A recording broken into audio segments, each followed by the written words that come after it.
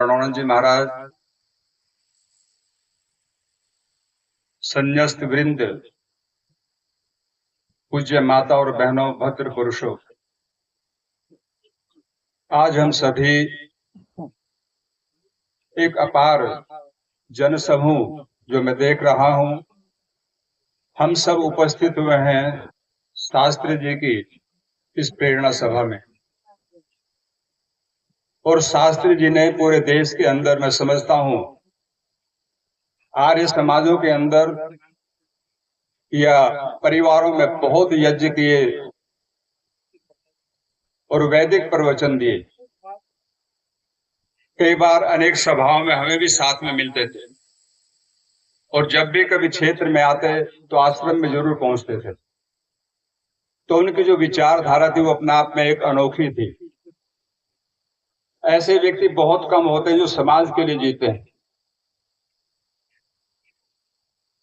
उनका जीवन अपने आप में एक प्रेरणा थी।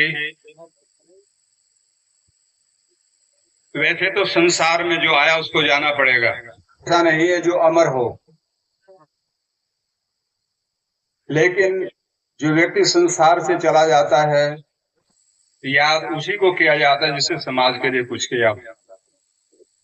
गीता में योगीराज श्री कृष्ण जी महाराज ने आत्मा के विषय में कहा है, नैनम छिन्दन्ति शस्त्राणि नैनम दहति पावका न चैनम क्लेदन्ति अपने श्रोष्यति मारुतः। कहते हैं आत्मा अजर अमर अविनाशी है। शस्त्र उसको काट नहीं सकता, अग्नि उसको जला नहीं सकती, वायु शुष्क नहीं कर सकती और पानी उसको गीला नहीं कर सकता। इन सबसे परे जो तत्व है उसको कहते हैं जीवात्मा। तो जीवात्मा शरीर को छोड़ करके चला जाता है और फिर अपना दूसरा जीवन धारण कर लेता है।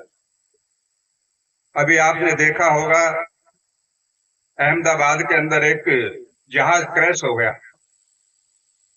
और उसमें इतना भरपूर मात्रा में तेल था, आसपास के लोगों ने बताया जी आधा आधा किलोमीटर तक लोग तप गए और जो उसके अंदर थे वो तो जल गए। तो आदमी क्या सोचता है कि आत्मा भी जल गई होगी, बहुत पेट्रोल था उसके अंदर, लेकिन नहीं, आत्मा अमर है। हम जितने भी भाई और बहनें यहाँ पर बैठे हैं, जो भी इस संसार के अंदर आया है, वो उससे पहले एक नहीं लाखों जन्म ले चुका और लाखों बार इस शरीर को छोड़ा है। महर्षि पतंजलि ने एक सूत्र लिखा योग दर्शन के अंदर, सती मूले तद विपाको जात्यायु भोगः। जाति आयु भोग हमारे साथ साथ चलते रहते हैं, हमारे निश्चित होते हैं। अब जैसे आप सब लोग यहाँ पर बैठे हैं, जिनकी आयु 50 साल से ऊपर है, उनका लगभग 80-90% फिक्स हो चुका कि आप क्या बनोगे कर्म के आधार पर, ऐसा महर्षि पतंजलि कहते हैं।